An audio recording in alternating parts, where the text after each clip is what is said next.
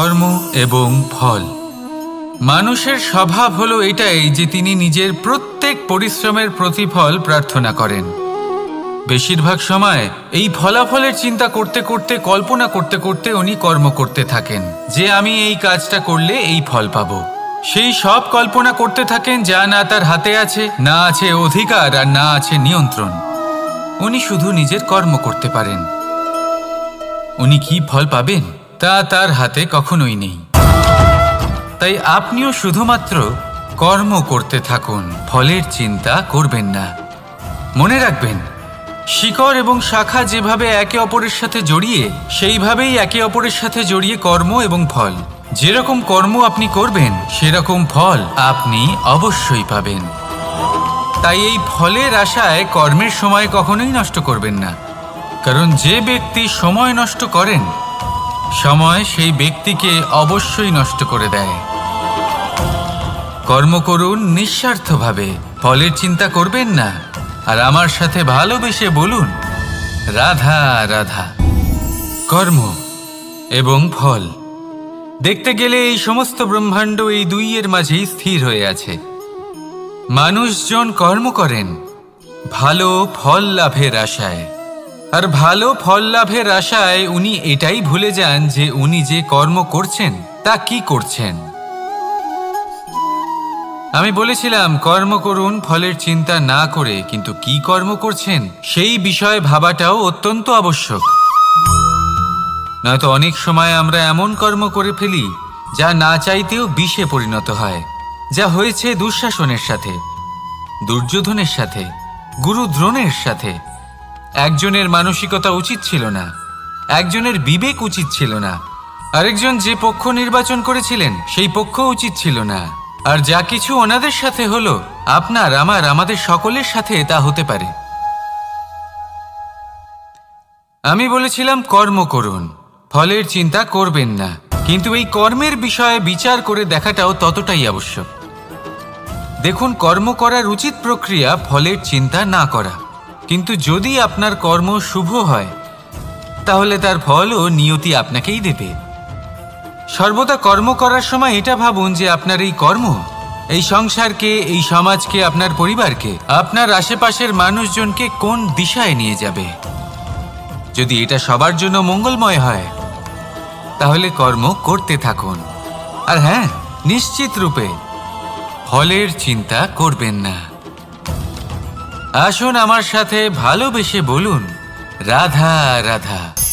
বটবৃক্ষের বীজ সর্ষের দানার থেকেও ছোট হয়, কিন্তু যখন তা নিজের রূপ ধারণ করে তখন তা বিশাল বৃক্ষের আকার ধারণ করে, যা সহস্র বছর ধরে বেঁচে থাকে, ছায়া প্রদান করে, পাখিদের আশ্রয় প্রদান করে, আর দেয় পথচারীদের বিশ্রাম করার স্থান। কেন? কারণ সেই ছোট বীজ তা মাটির ভেতরে গিয়ে নিজের খোলস ত্যাগ করে। অন্ধকারে থাকে সে, যতই আলো আসুক না কেন, যতই বর্ষা আসুক না কেন, সব সহ্য করে।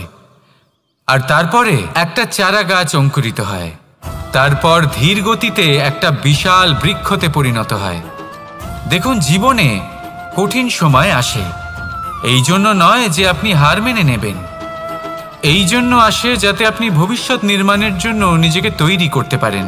যদি কঠিন সময়ে আপনি ওই বীজের মতো দৃঢ় হয়ে থাকতে পারেন, তাহলে আপনিও একদিন সেই বিশাল বৃক্ষের মতো নিজের অস্তিত্ব গড়ে তুলতে পারবেন, যা সহস্র বছর পর্যন্ত মনে রাখা হবে।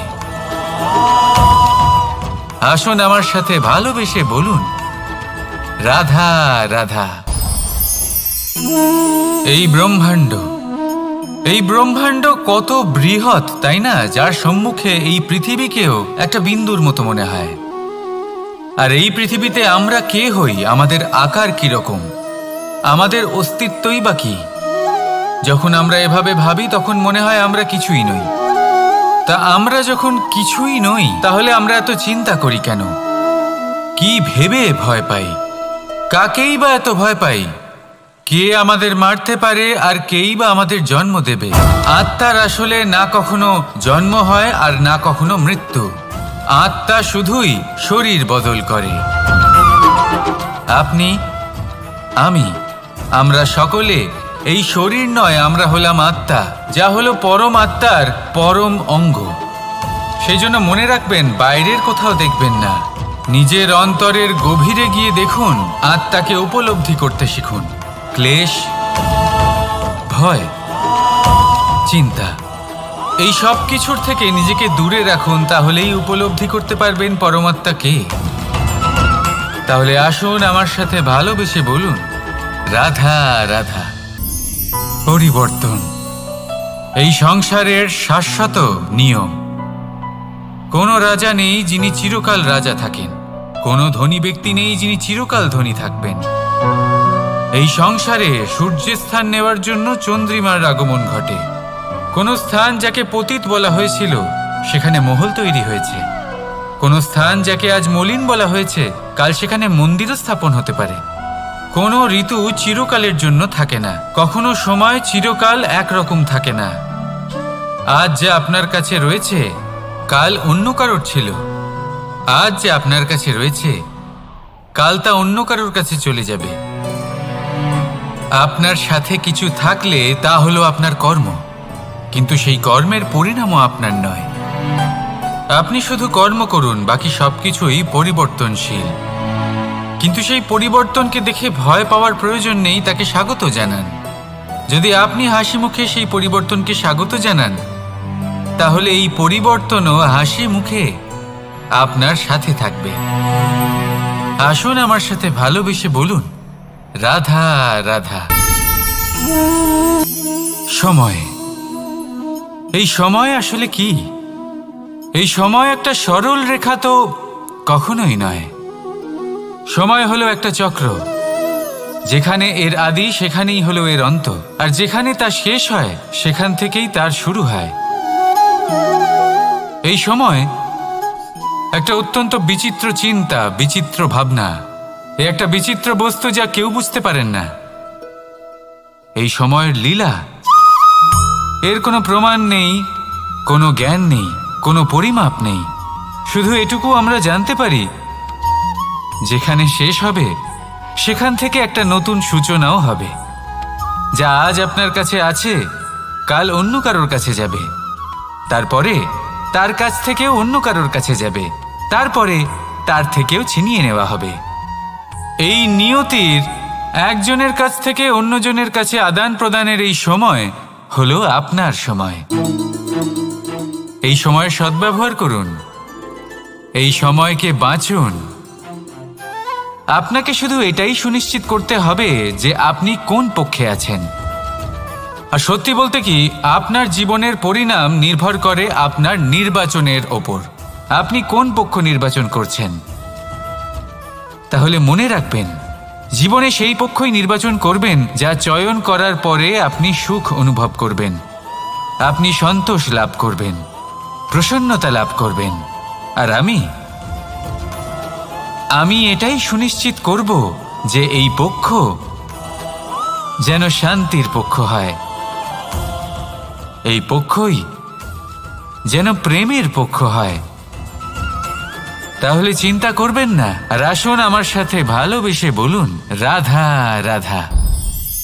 দৃষ্টি আর দৃষ্টিভঙ্গি, এই সমগ্র লীলা হলো এই দুইয়ের। বিচিত্র হতে পারে, কিন্তু এটাই সত্যি। এবার আপনাকে একটা উদাহরণ দিয়ে বোঝাই।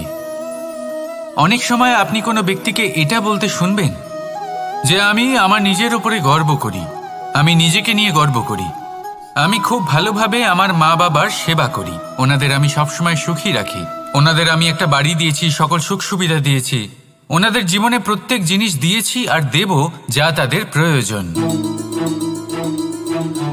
এবার আমাকে বলুন যে আপনি কে হন। আপনি হলেন সেই বীজ যা আপনার মাতা পিতা রোপণ করেছেন। আপনার মা বাবাই আপনাকে এই সংসারে জন্ম দিয়েছেন। এবার এইসব কথার কি তাৎপর্য? এই হলো সেই ব্যক্তির দৃষ্টিভঙ্গি। এবার দেখা যাক এই প্রকৃতি আমাদের কি শেখায়। কখনো কোনো গাছকে দেখবেন, যখন সেই গাছে ফল আসে, সে মালিকে এটা বলে না যে দেখো আমি তোমাকে ফল খেতে দিচ্ছি।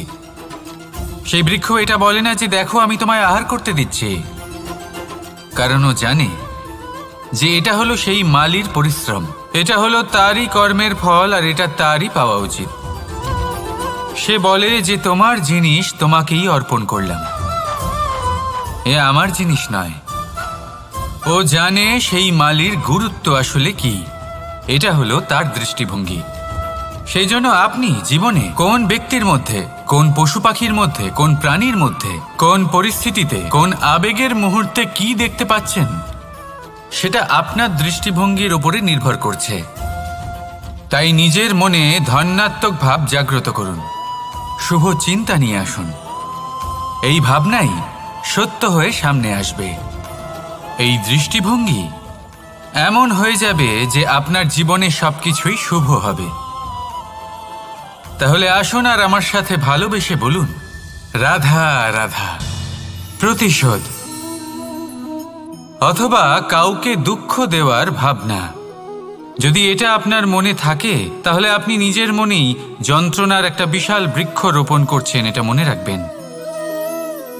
কারণ কাউকে দুঃখ দেবার এই ভাবনা, এটা হলো সেই বীজ যা আপনার মনেই পতিত হবে, আপনার মনেই অঙ্কুরিত হবে, আর আপনার মনেই একটা বিশাল বৃক্ষরূপে বেড়ে উঠবে। জীবন আপনার, কর্ম আপনার, কাউকে দুঃখ দেবার ভাবনা আপনার ছিল, এই বৃক্ষ হলো আপনার, তাই এর ফলও আপনিই পাবেন, যা গ্রহণও আপনাকেই করতে হবে। মনে রাখবেন, যে মানুষ এটা ভাবে যে আমি ওকে দুঃখ দেব, ওকে কষ্ট দিতে চাই আমি, সেই মানুষই দুঃখ আর কষ্ট পেয়ে থাকে। যদি সেই জায়গায় আপনি এটা ভাবেন যে আমি কাউকে সুখী করে তুলতে চাই, কাউকে সুখ প্রদান করতে চাই, তাহলে তারও বীজ আপনার মনেই রোপণ হবে, বৃক্ষে পরিণত হবে, যার ফলও আপনিই পাবেন। এখানে বিষয়টা হলো শুধু মানসিকতার চিন্তা, যা সত্য হয়ে আপনার সামনে আসে। তাহলে এই মানসিকতা শুভ করুন, সবার জন্য মঙ্গল কামনা করুন। অন্যের মনে আপনার জন্য ভালো চিন্তা থাকুক বা না থাকুক, আপনি সবার জন্য শুভ চিন্তা করে কর্ম করতে থাকুন, তাহলে আপনার সাথেও ভালোই হবে। তাহলে আসুন আর আমার সাথে ভালোবেসে বলুন, রাধা রাধা। সুখ আর অভিজ্ঞতা, এই দুই জীবনে একসাথে কখনোই আসে না। মনে রাখবেন, যেখানে সুখ থাকে সেখানে অভিজ্ঞতা থাকে না, আর যখন এই সুখ আমাদের জীবন থেকে দূরে চলে যায়, তখন আমাদের জীবনে আসে এই অভিজ্ঞতা। পরমাত্মা, প্রকৃতি, নিয়তি এই অভিজ্ঞতাকে আমাদের জীবনে পাঠান, যাতে আমরা একটা অত্যন্ত গুরুত্বপূর্ণ শিক্ষা, একটা জ্ঞান প্রাপ্ত করতে পারি। এই অভিজ্ঞতা আমাদের শেখায় যে অতীতে এমন কি হয়েছিল যা আমাদের করা উচিত হয়নি। আমাদের শেখায় ভবিষ্যতে এমন কি আছে যা আমাদের করা উচিত আর কি করা উচিত নয়। দেখতে গেলে এই অভিজ্ঞতা আমাদের সেই শিক্ষা দেয় যার জন্য আমরা সুখের দিকে উচিতভাবে অগ্রসর হতে পারি। সেই জন্য জীবনে যখনই দুঃখ আসবে, দুঃখের এই সময় আসবে, তখন হতাশ হবেন না। বোঝার চেষ্টা করুন এই পরিস্থিতি কেন এসেছে, কি শিক্ষা দিতে এসেছে। যদি আপনি সেই জ্ঞান লাভ করেন, সুখের পথে অগ্রসর হন, তাও উচিত রূপে, তাহলে এই অভিজ্ঞতার উদ্দেশ্য পূরণ হয়ে যায়। তাহলে আসুন আর আমার সাথে ভালোবেসে বলুন, রাধা রাধা। জীবনে শিখরে পৌঁছানোর জন্য মানুষের কি প্রয়োজন হয়ে থাকে? সিঁড়ির। কিন্তু তাও প্রত্যেক মানুষ, প্রত্যেক ব্যক্তি শিখরে পৌঁছতে পারেন না। এর কারণ কি? কারণ একটা হতে পারে যে মানুষ কল্পনা করতে থাকেন কিন্তু সিঁড়ি খুঁজে পান না। কিছু মানুষ খুঁজে নেন কিন্তু তা পেয়ে এতটাই প্রসন্ন হয়ে যান যে তারপর আর কোনো কর্মই করেন না। খুব সোজা ব্যাপার। অনেক মানুষ সিঁড়ি খুঁজে পান না, আর যদি পেয়েও যান তাও যতক্ষণ না তাতে চড়ছেন সেই শিখরে পৌঁছবেন কি করে?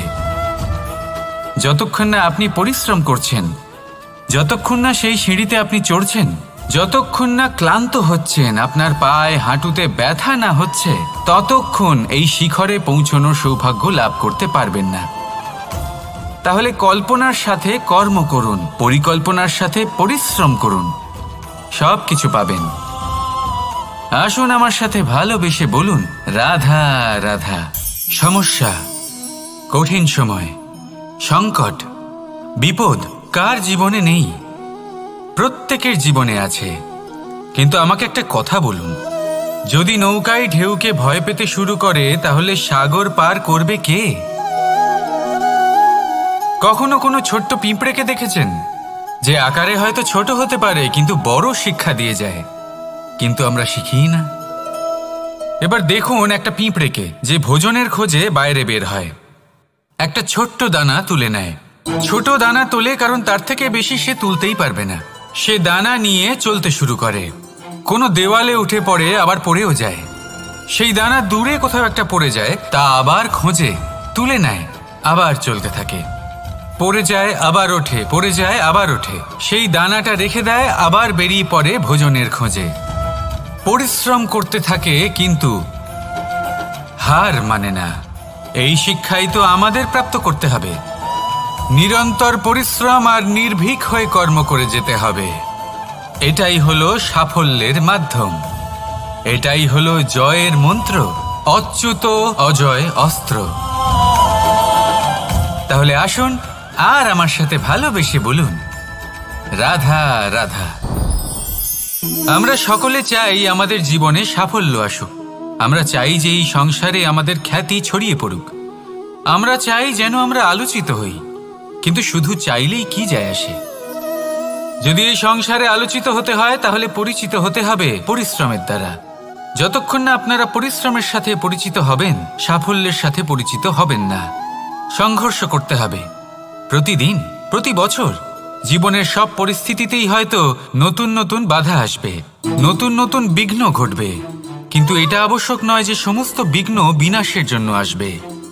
কিছু বিঘ্ন আপনার পথ প্রশস্ত করার জন্য আসবে, আপনার পথ পরিষ্কার করার জন্য আসবে।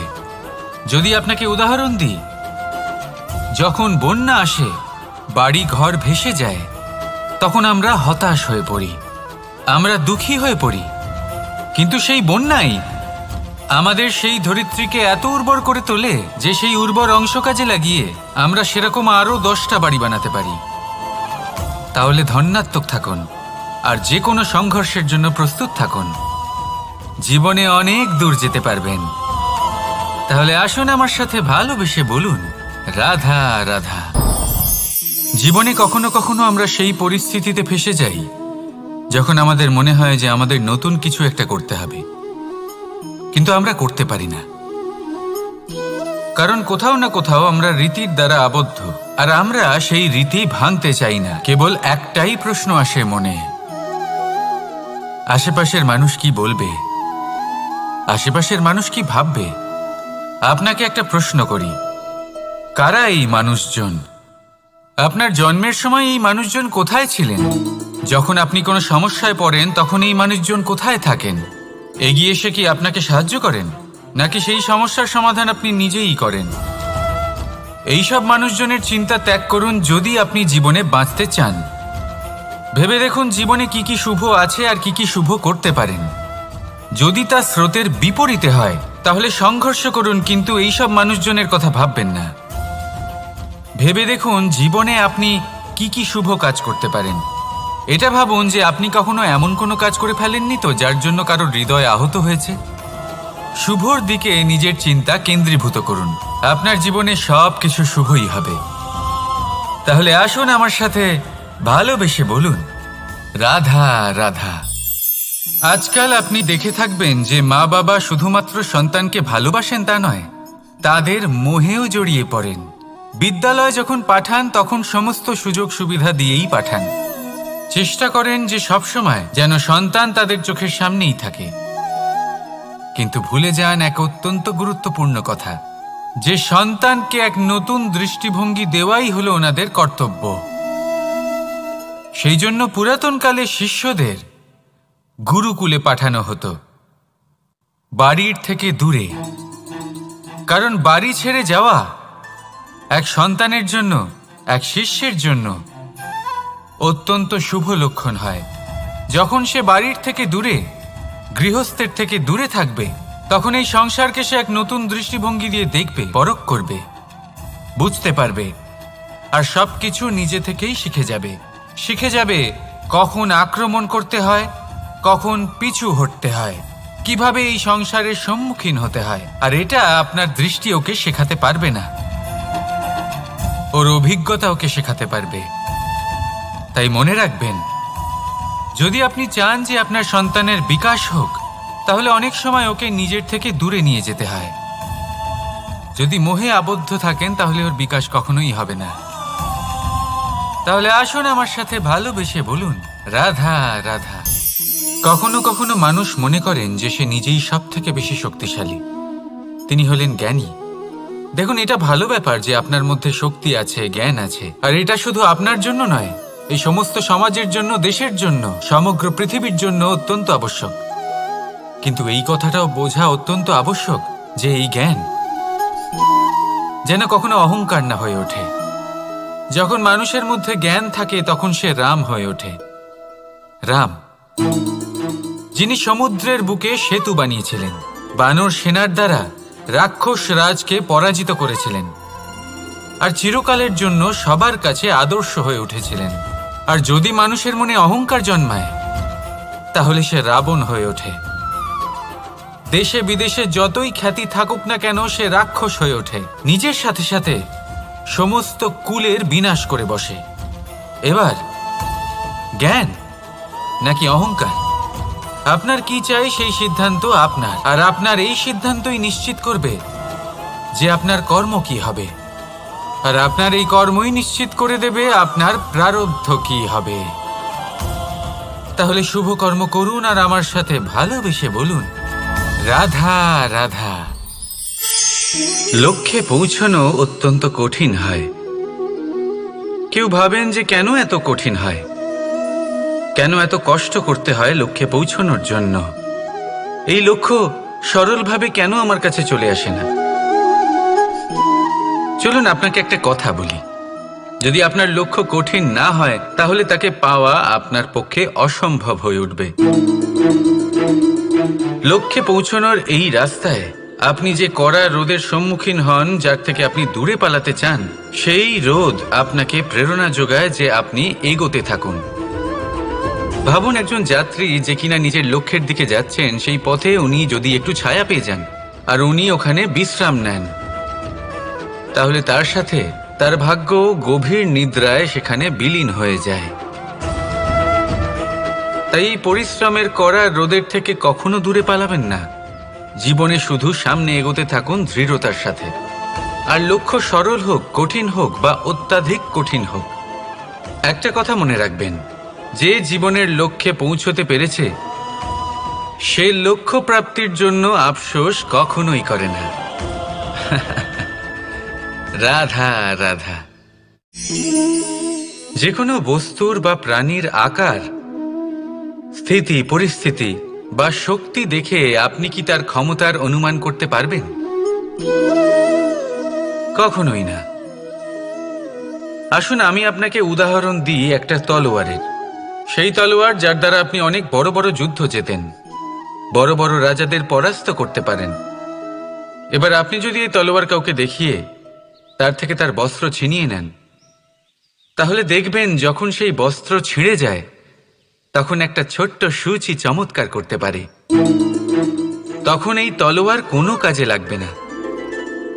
সেইভাবেই একটা মাছ কখনো বনে গিয়ে শিকার করতে পারে না, আর সেইভাবেই সিংহ জলের রাজা হতে পারে না। প্রত্যেকের নিজের নিজের দুর্বলতা রয়েছে, প্রত্যেকের নিজের নিজের শক্তি রয়েছে, আর এই প্রকৃতি সবাইকে এইভাবেই বানিয়েছে যে প্রত্যেকের মধ্যে কোনো না কোনো বিশেষ গুণ অবশ্যই থাকে। তাই যদি আপনি নিজের মধ্যে বা অন্যদের মধ্যে শুধুই দোষ দেখতে পান, তাহলে একটু উপর থেকে দেখুন, সবার মধ্যে বিশেষ গুণ খুঁজে দেখতে শুরু করুন। আপনি বুঝবেন আপনি নিজেও কত বিশেষ আর অন্যরাও কত বিশেষ। আপনি বুঝবেন এই সংসার, এই প্রকৃতি হলো কতটা বিশেষ। তাহলে আসুন আমার সাথে ভালোবেসে বলুন, রাধা রাধা। জলরাশির সাথে আমার প্রেম চিরন্তনের। তা সে মথুরার যমুনা নদীই হোক বা দ্বারকার সমুদ্রই হোক। সমুদ্রের ধারে চলতে চলতে যখন সেই কোমল ঢেউ পা ছুঁয়ে যায়, আহা, ক্লান্তি যেন দূর হয়ে যায়। আমাদের মধ্যে একটা শক্তির জন্ম দেয়, মনকে উৎফুল্ল করে তোলে। সেই ঢেউয়ের বিষয় কি আপনারা কখনো ভেবেছেন? এই ঢেউই যখন তটে আসে ছোট পাথরের সাথে ধাক্কা খেয়ে বিক্ষিপ্ত হয়ে যায়। আর এমন এক সময়ও আসে যখন এই ঢেউই এত ভয়ঙ্কর হয়ে ওঠে যে সবকিছু ধ্বংস করে দেয়, সবকিছু নষ্ট করে দেয়। এর একটা সারমর্ম রয়েছে, একটা অত্যন্ত গুরুত্বপূর্ণ শিক্ষা রয়েছে যে কখনো কাউকে দুর্বল মনে করবেন না, কখনো না। কারণ এই দুর্বলতা যখন তার প্রকৃত শক্তির রূপ দেখায়, প্রবল বিনাশ সৃষ্টি করে। তাই কারোর বিনম্রতার, কারোর কোমলতার সর্বদা সম্মান করতে শিখুন। রাধা রাধা। লক্ষ্য, পথ আর সাফল্য, এই তিনটেই একে অপরের সাথে জড়িত, কিন্তু অনেকবার মানুষ এদের ঠিকভাবে বুঝতে পারেন না। তারা ভাবেন যে যেরকম লক্ষ্য হবে সেরকমই পথ হবে, সেই মতোই লক্ষ্য কঠিন হলে পথ কঠিন হবে, লক্ষ্য সরল হলে পথও সরল হবে। যদি আপনাকে আসল সত্যের সাথে অবগত করাই, তাহলে দেখবেন সবকিছুই এর উল্টো। লক্ষ্য নিজের পথ বানায় না, পথ সেটাই যেটা আপনি স্বয়ং নির্বাচন করে আপনি নিজে বানান। সেই অনুসারেই আপনি আপনার লক্ষ্যে পৌঁছতে পারবেন। সেই জন্য জীবনে যখনই লক্ষ্যে পৌঁছানোর পথের বিষয়ে আপনি কোনো সিদ্ধান্ত নেবেন, তাহলে তা ভেবে চিন্তে নেবেন, কারণ এই পথ অত্যন্ত গুরুত্বপূর্ণ। পথ যদি শুভ হয়, তাহলে লক্ষ্য আপনা থেকেই শুভ হয়ে যায়। তাহলে আসুন আমার সাথে ভালোবেসে বলুন, রাধা রাধা। অনেক সময় মানুষ এই কথায় দুঃখ পান যে কেন বারবার তার ক্ষমতার ওপরে সন্দেহ প্রকাশ করা হয়, কেন বারবার তাকে পরীক্ষা দিতে হয়, কেন জিজ্ঞেস করে এটাই কি আমার ভাগ্য যে একাধিকবার আমার ক্ষমতা আমাকে প্রমাণ করতে হবে? মানুষ মনে করে এ হলো দুর্ভাগ্য। আমি মনে করি এ হলো সৌভাগ্য। কিভাবে? সন্দেহ কার ওপরে করা হয়? সোনার বিশুদ্ধতাকে নিয়ে, লোহাকে নিয়ে নয়। বিশুদ্ধতার নিরিখে বারবার তাকে পরীক্ষা করা হয়, তামাকে করা হয় না। রত্নকারের আঘাত হীরেকে সহ্য করতে হয়, কোনো কাঁকরকে নয়। সেই জন্য নিজের ভাবনাকে ধন্যাত্মক করে তুলুন। জীবনে যত পরীক্ষায় আসুক না কেন, হাসি মুখে তার সম্মুখীন হন, তাতে উতলা হবেন না। আর তারপর দেখবেন আপনার অন্তরের এই রত্ন আপনার জীবনকে উজ্জ্বল করে তুলবে। তাহলে আসুন আমার সাথে ভালোবেসে বলুন, রাধা রাধা।